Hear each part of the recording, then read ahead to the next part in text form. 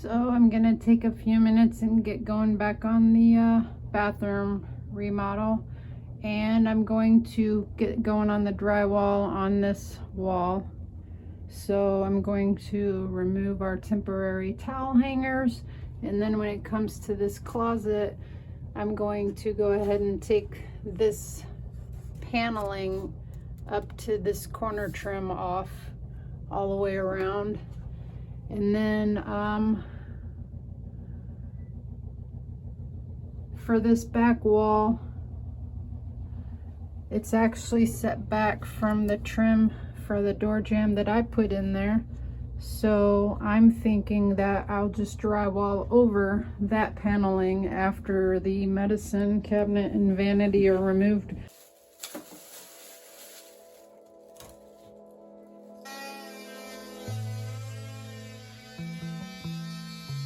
Gloves, they're not even strong. Put your hands where I can see them.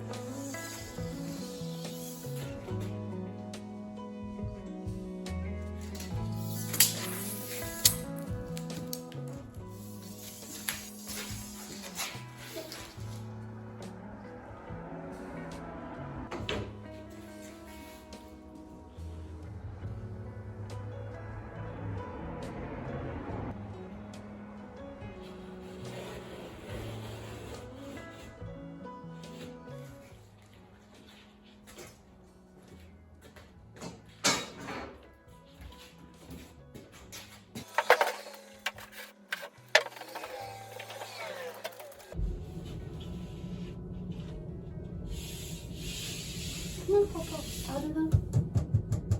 Come on. There you go. Come on. I can't put you between the steps and cover you up. No, come, you gotta come out. There you go, good job.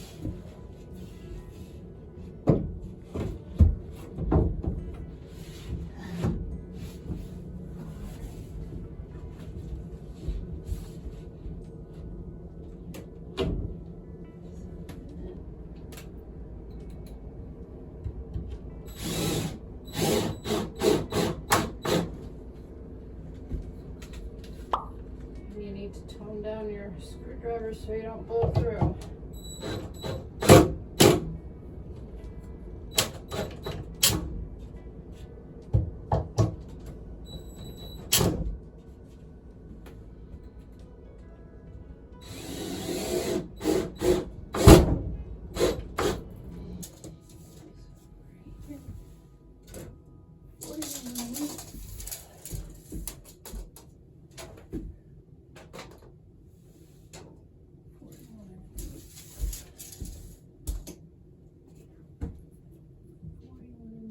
We're going to, pretty consistent, it's 41 1/8, but that would be tight and there's probably imperfections, and we're going to cut a sheet lengthwise 41 inches even.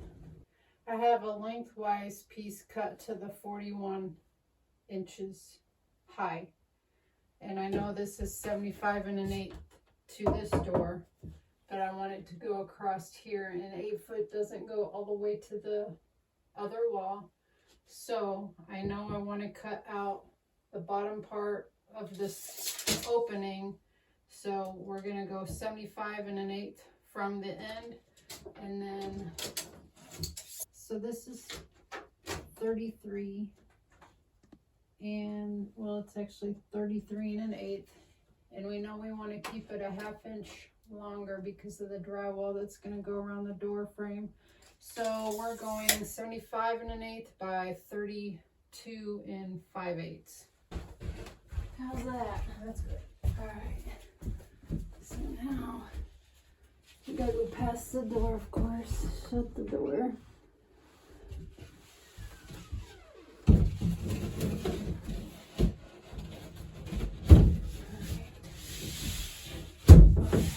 Just hold it there for a sec.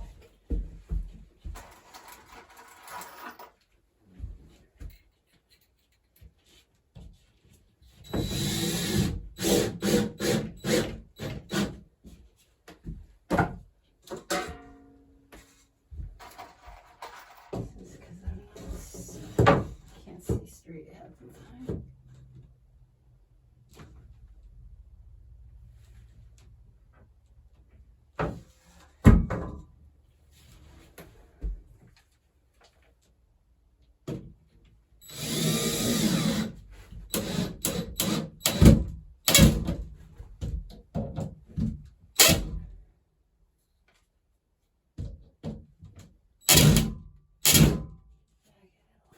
My little trick, since I can't see straight half the time, is to make a straight line to follow.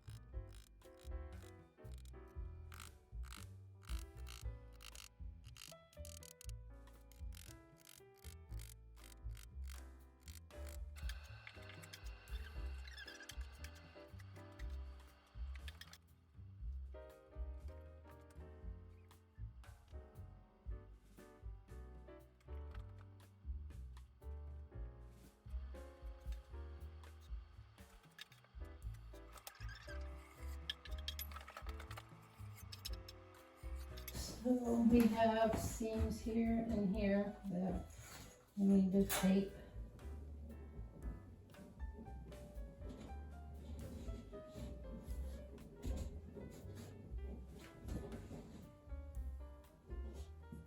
Let's see on the other side, but that's okay.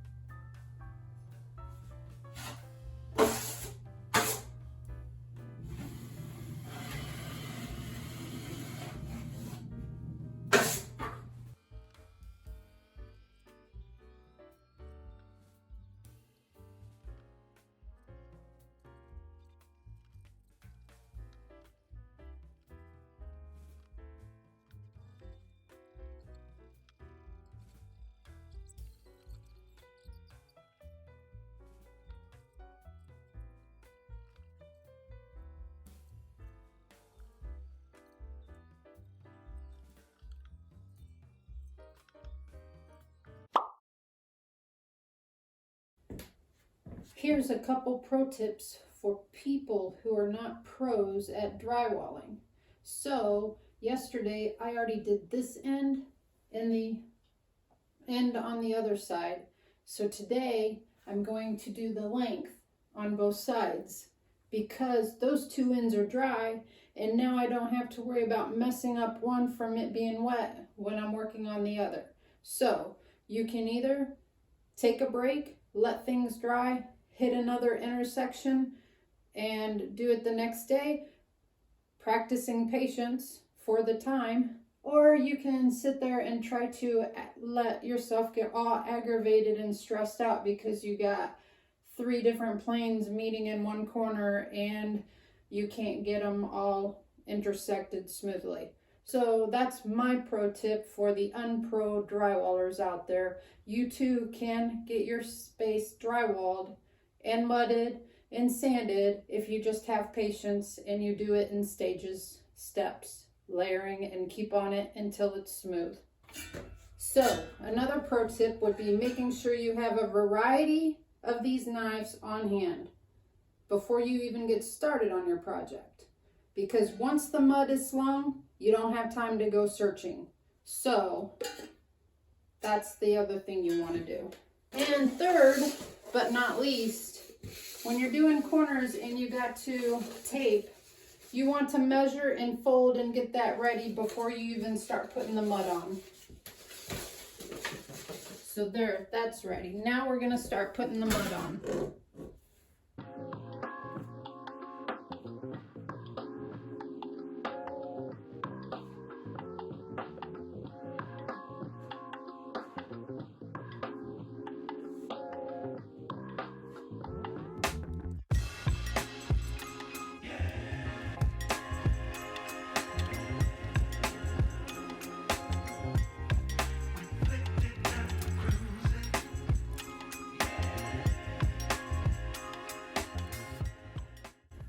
Show you what it looks like close up at this point. A real mess, but that's okay.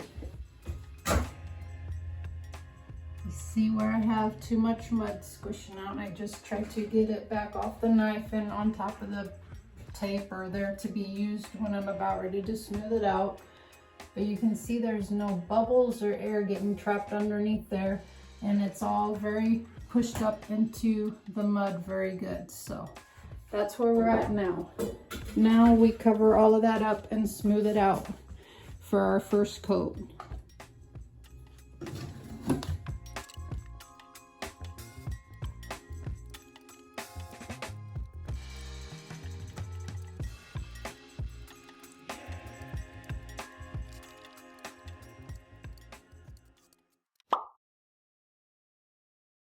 Packy pro tip.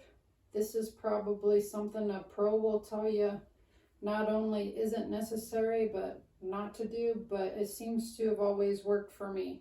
Whenever I'm using my knives, not only do I keep them clean, but before I use them, when I'm going to use them, I just wipe them with the damp cloth, and it seems like it makes them glide better. So call it what you will. I'm sure people say that's crazy and makes no difference at all, but based on my experience, I acknowledged that it did make a difference, so therefore I do it.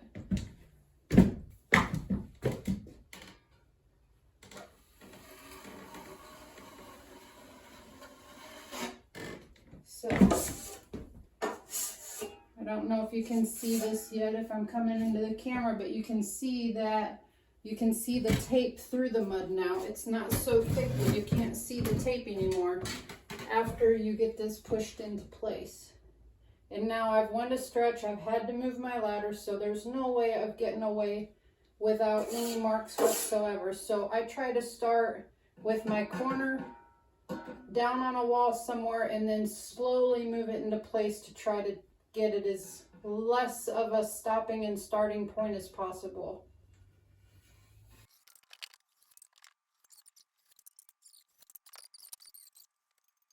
So this is what I'm calling a good first coat for me. I'm sure for a pro it's a different scenario and theirs looks better, but this is what my capabilities are right now. And like I said, and you can tell the difference now, but I did this long run today, and yesterday I did this short end wall and the other short end wall, because now I didn't have a big problem with messing up one wall corner when I was getting started on another wall. So now I'm going to do the same over here on this run. So another thing I'm going to tell you about this, I just call it a drywall mudding plate or whatnot. It's made by Cobalt, and I've had someone basically laugh at me and say, "Get that away from me, I'm not an artist." But yet they were wanting to critique or criticize how I mud. So I told them, okay, come show me how then. Well, I wasn't impressed. So I'm sticking with my artist plate so that I can keep my tools clean. You're not gonna be able to get you a fresh start and a clean edge of mud on your knife like that, just dipping it out of the bucket. That's why some people's looks like a mess, is because they're just using a plastic knife, not even a metal with a good blade, and they're just dipping in and out of the bucket. They're never keeping anything clean. They can't get a fresh start and get a clean, nice roll of mud on there to get going. So if you're trying any of the advice that I'm giving you as an amateur and it starts to work with you, it's not going to be perfect the first time. You got to get a feel for it, but you get better and better each time, and it actually does work if you just have patience and just try to enjoy the fact that you're doing the project yourself. With that, I guess my point is that if you want to get better at stuff, just use common sense and keep things nice and clean and use tools that actually make the job better, and you'll be a success with it eventually. It might not be the very first time you do it. I basically clean my knife every time I'm done putting on a stretch where I'm going to put it down. It seems like if you put it down and want to pick it back up, there's going to be mud that's dried on it, and that leaves ridges in your knife that can make the scratch marks into the mud that you're just putting down. I like to start, it doesn't have to be in the very center, but I like to start at a certain point and pull it towards this opposite edge. And you kind of got to firmly push it up in there so you're pushing out extra mud, but you don't necessarily want to pull it out like this, like I just did, because you'll be pulling it out of the corner. But sometimes there's just a little bit of a air pocket or something where it looks like you need to just maybe politely move some of the mud back out. I'm just trying to get the extra mud off of my blade at that point.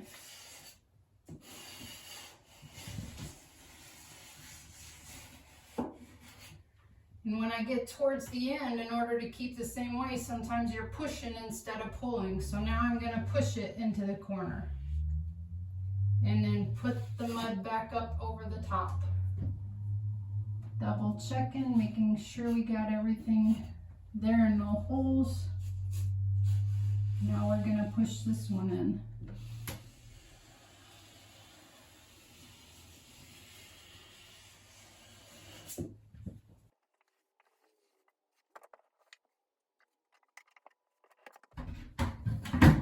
Now from the point where I pushed it that way, we're going to start and push it the other way.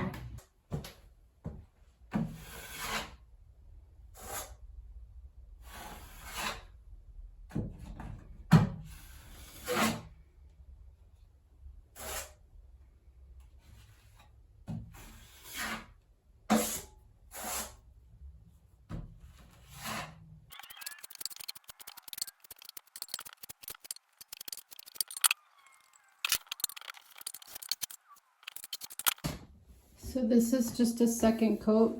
Typically there's a third coat. So you can see there's still a little bit of texture maybe from the tape, and you can see the line down the middle of the tape where it's the deepest at. And then over here there was a big level change. It still needs built up, which is why there's these low pockets. I'm not going to worry about them since we need a third coat anyway. A little bit of a line like this, don't overwork it trying to get that out, because when it dries, you can use the flat end of your knife and just knock it off, which I can knock off some of these high areas around the outlet as well. And again, once I went down with the corner to push in the very corner of the two planes meeting, then we're left with a little line. That's no reason to worry about overworking the drywall at this point either. So anyways, basically is what I'm showing you is kind of how I layer things and work it just in layers, and just keep doing it until everything has a good solid coverage. Here we have 3 layers of drywall mudding complete, and it needs to be sanded now. And the light has been switched out. That was just done by the guys today. And I filled in the circle with some drywall bits. It needs to still be mudded and flattened out.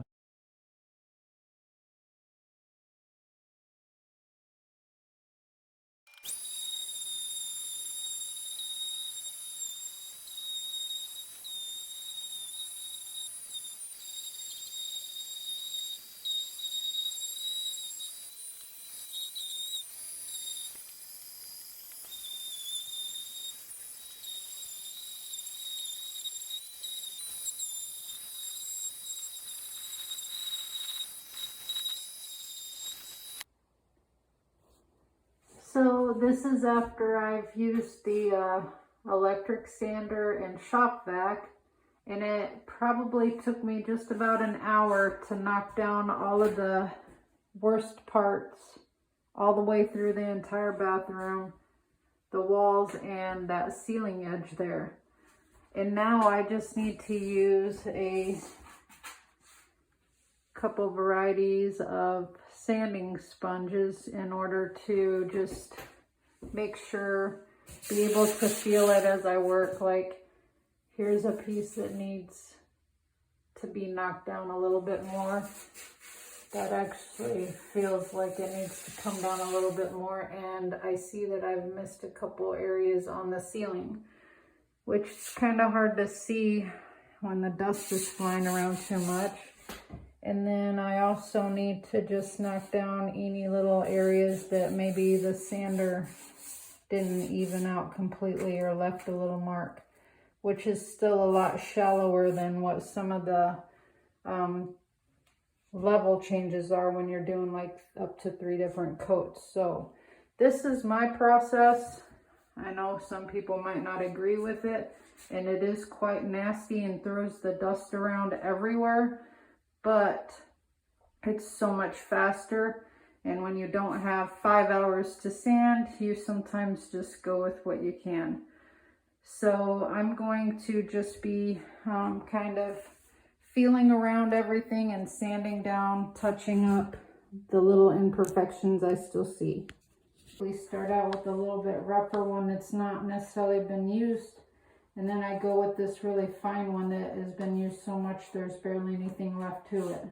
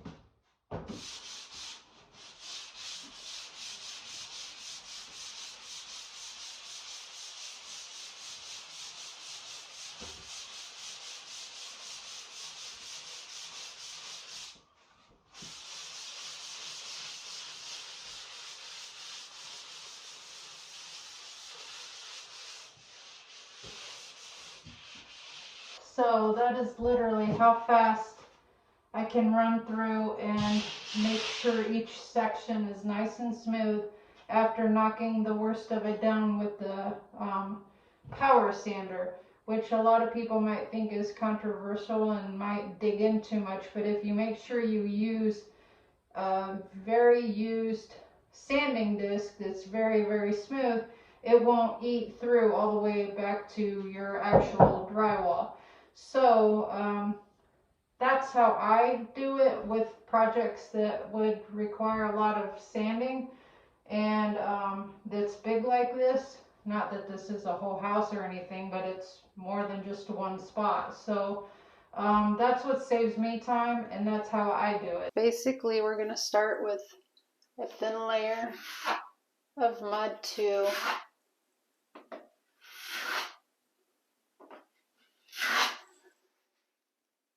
So then this will cover up the entire circle part that was left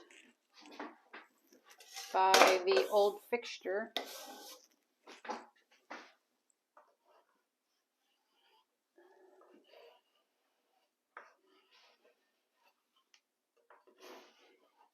Actually, I need to pull that down a little bit while I'm working on it. Now that the tape's on, we can go over it with a thin layer of mud.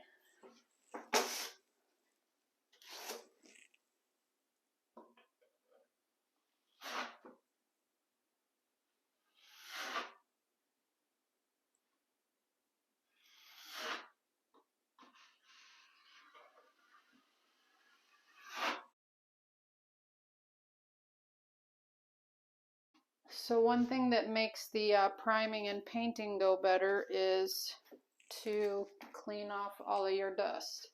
And I have a rag that I been using for the drywalling and mudding in here that I'm just going to continue to use. And you're going to want to make sure you wring it out as good as possible. Your intention isn't to get the mud wet, it's just to knock down all the dust, and the moisture just grabs it better than a dry cloth that would just be pushing it around. So you don't really want to sit there and rub on it. You just want to glide along really fast and try to get rid of all of that loose debris.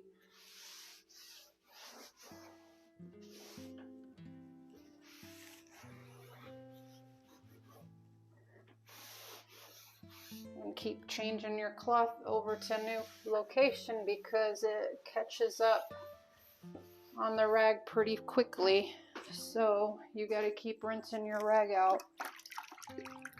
Hello everybody, it's Nova. Thank you guys so much for watching today's video. I'm sorry that it wasn't as funny as you maybe were expecting, but Mom really wanted to take this seriously and show you guys how to do the work. And there were times when she went into more detail about certain things than other things. So if you want a more detailed tutorial on how to do drywall, please let us know down below in the comments. Overall, just leave your thoughts and feelings down below. Like the video if you liked it. Subscribe and click the notification bell so you know when we're uploading. And we are posting the tiling video next week. So we're going to try our best to make that super entertaining for you guys. With that said, stay safe out there.